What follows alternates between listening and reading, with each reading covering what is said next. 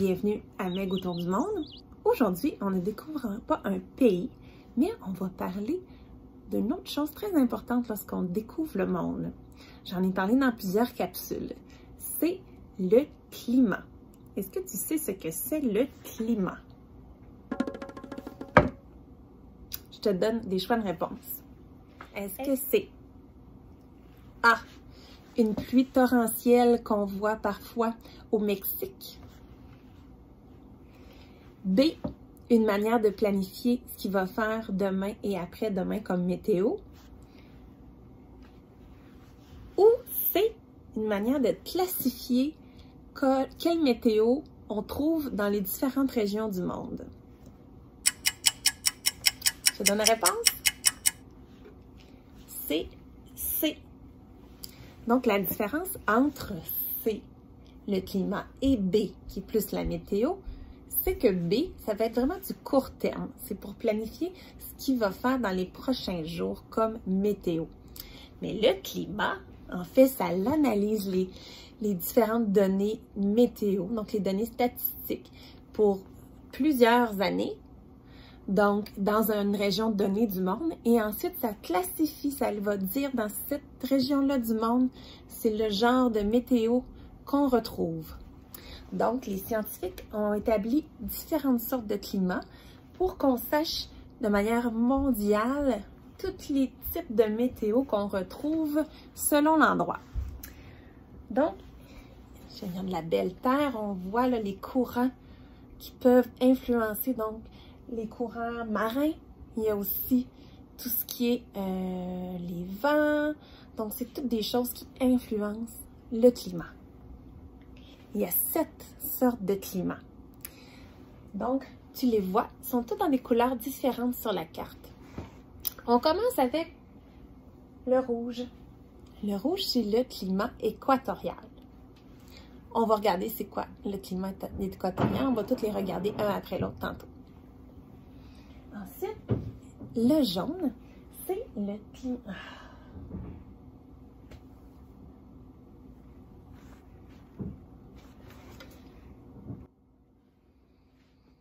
Donc, il y a 7 sortes de climats. On va toutes les regarder en détail juste après. Mais avant, je te montre la carte complète pour que tu comprennes un peu mieux c'est quoi. Donc, ce qui est en rouge, c'est le climat équatorial. Ensuite, en jaune, en fait en orange, je dirais plus. En orange, c'est le climat tropical. Ensuite, en jaune, le climat qu'on dit aride ou climat désertique. Ensuite, on a en vert foncé. Donc, le plus foncé, c'est le climat méditerranéen. Ensuite, le vert pâle, qui est en grande quantité, ici on voit en Asie et en Amérique du Nord, c'est le climat continental. Et il y a des petites bandes qui sont un vert un peu plus pâle, des petites parcelles. Ça s'appelle le climat océanique. Et le dernier, en bleu, donc à l'Arctique et en Antarctique, le climat polaire. Donc, on commence avec le climat équatorial. Donc, j'ai mis à chaque fois les cartes pour que tu vois les zones du monde qui sont dans les différents types de climats. Est-ce que tu sais c'est quoi l'équateur? L'équateur, c'est sur un globe terrestre, comme ça ici. C'est la ligne qui passe ici. Ça s'appelle un méridien. Ça coupe la Terre en deux. Donc, l'équateur, c'est le méridien central. Et donc, tous les pays qui sont très près de l'équateur sont souvent dans le climat équatorial. Le climat équatorial, il se décrit comme une seule saison. Il fait très chaud. Il y a des pluies très violentes. Regarde, j'ai remis la même photo que pour ma devinette de tout à l'heure. Donc, de très grosses pluies, de la chaleur et quelque chose d'assez similaire en termes de météo tout au long de l'année. Donc, il va pleuvoir souvent en fin de journée, donc très humide très souvent tout au long de l'année.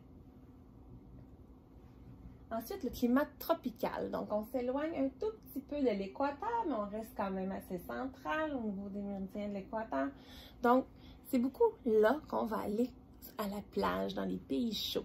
Donc, on reconnaît du côté des Caraïbes les fameuses destinations soleil. Donc, il y en a un peu partout dans le monde. Dans ces pays-là, qui sont dans le climat tropical, on retrouve deux saisons. Donc, il va y avoir la saison sèche, où il fait très beau, et la saison humide, où il va y avoir plus de pluie. Donc, c'est un climat vraiment très facilitant pour la flore.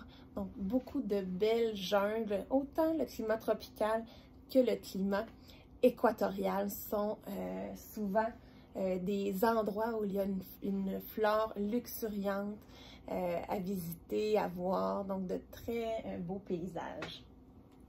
Ensuite, on passe dans un tout autre type de climat, le climat désertique. On n'est pas très bien, là. Jaune sur blanc, désolé. Donc, le climat désertique, tu vois, il y en a quand même pas mal hein, dans le monde, le climat désertique, où on dit aussi un climat aride. Donc, il est caractérisé par, en fait, très peu de précipitations. Donc, le nom le dit, des déserts, des montagnes, très peu de végétation aussi. Très chaud. Ensuite, le climat océanique. Le climat océanique, c'est influencé beaucoup par la température de l'eau des océans. Donc, vraiment, le climat est influencé par l'humidité de la mer.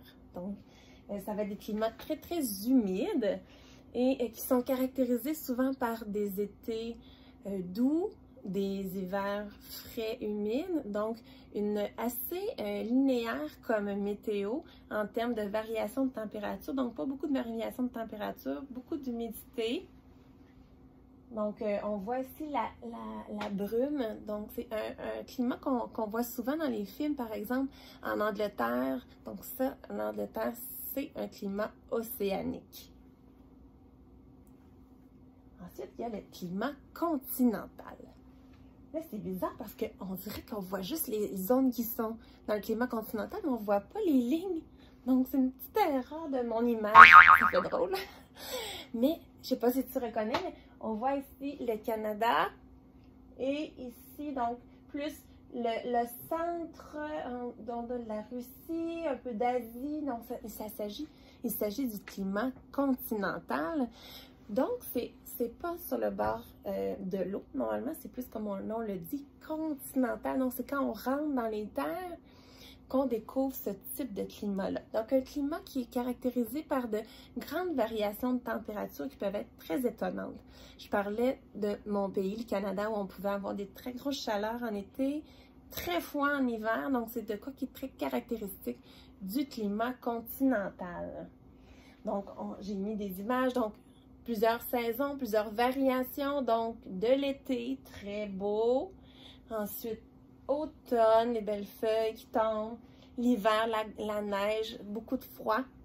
Donc, le climat continental, il est beaucoup justement dans les pays, comme on disait, à l'intérieur des terres, mais il y a quand même quelques villes côtières, comme par exemple la ville de New York, qui sont sur le bord de la mer, mais qui ont tout de même un climat continental parce que les variations au niveau des courants marins font en sorte qu'ils sont moins affectés par le climat de l'océan, vont plus avoir un climat comme à l'intérieur des terres, même s'ils sont sur le bord de l'eau. Je te remonte la carte. On voit ici, là. On ne le voit pas très bien parce qu'on ne voit pas le contour des pays, mais on voit que ça touche l'océan, donc à certains endroits, le climat continental. L'autre climat, c'est le climat méditerranéen. Le climat méditerranéen, il n'y en a pas beaucoup dans le monde.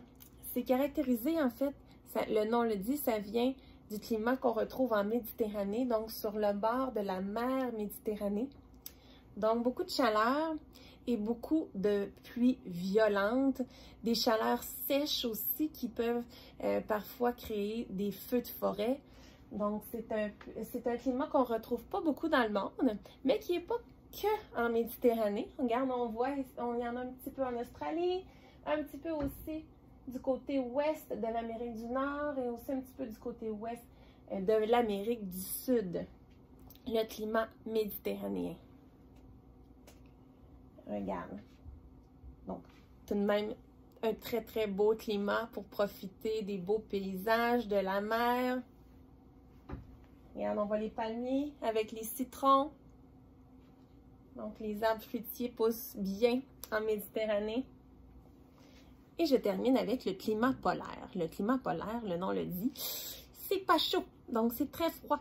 Donc, on retrouve ça dans le nord et dans l'extrême sud, donc en Arctique, mais aussi dans le nord du Canada, le nord de l'Asie et aussi, bon, au sud complètement du globe, tout l'Antarctique. La température moyenne dans le climat polaire, c'est mensuellement de moins 50 degrés Celsius. Donc, il faut s'habiller chaudement.